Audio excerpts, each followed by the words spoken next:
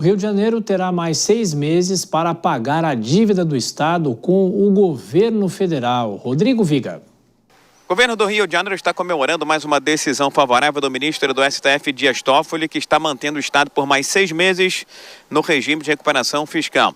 Está dando mais tempo para que o estado possa negociar a adesão ao PROPAG, um programa do governo federal de renegociação das dívidas dos estados com a União. O Rio de Janeiro está em regime de recuperação fiscal desde o ano de 2017.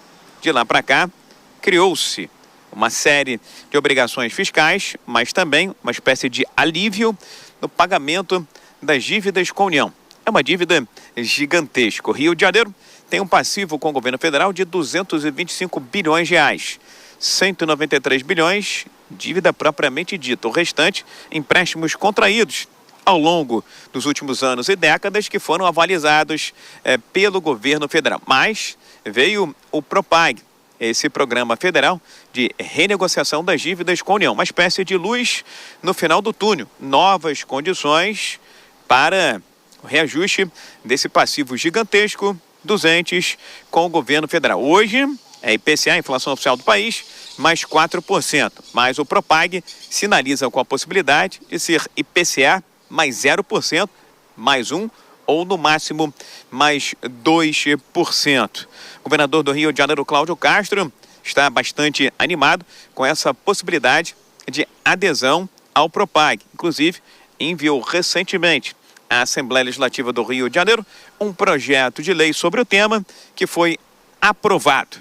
Agora, deve ser sancionado até o final deste ano. E o Rio de Janeiro poderá aderir em 2026 ao programa de refinanciamento e renegociação das dívidas dos estados com o governo federal. Do Rio, Rodrigo Viga. É claro que o governador do Rio, Cláudio Castro, comemorou essa decisão do governo. Acompanhe. O ministro Dias Toffoli foi sensível mais uma vez, entendeu que o Rio de Janeiro está em processo de negociação, entendeu que é fundamental que a gente tenha uma parcela mais equilibrada para que a gente possa não parar os serviços públicos, mas também pagar a nossa dívida, é o que a gente chama de papo de bom pagador. O Rio de Janeiro hoje ele faz um papo de bom pagador. Ele quer pagar, mas ele quer pagar dentro das suas possibilidades, não tendo que não pagar salário ou diminuir serviços públicos.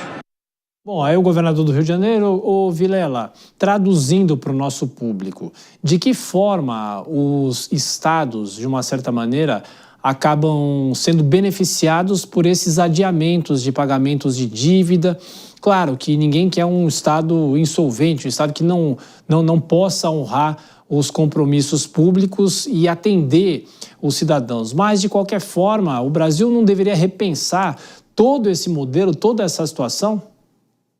Pois é, Thiago, infelizmente é uma situação onde a gente não sabe quem nasceu primeiro, se é o ovo ou a galinha.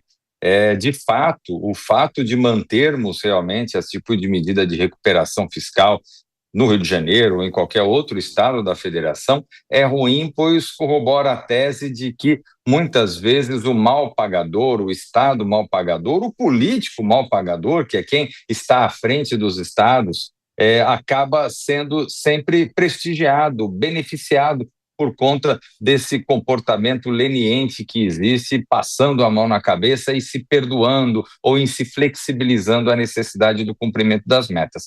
No entanto, existe um outro lado, que essa situação que nós temos hoje no Rio de Janeiro e em outros estados da federação, é uma situação que vem de anos, não é uma situação criada, construída no governo atual e que, de fato, não se resolve os problemas de uma hora para outra. Então, a gente fica no meio dessa situação e, enquanto esse problema não for atacado de uma forma efetiva, e o que é pior, enquanto nós tivermos uma situação fiscal, financeira no Brasil, que prestigia a União em detrimento dos estados e municípios, como é algo que foi construído agora nessa recente reforma tributária, nós vamos ver situações como essa, onde os estados passam o pires e ficam reféns da União de uma forma cada vez mais efetiva. E, infelizmente, isso acaba sendo ruim, tanto para a autonomia dos estados, como por conta de um excesso de concentração de poderes nas mãos da União. E dentro disso que estamos falando, o Ministério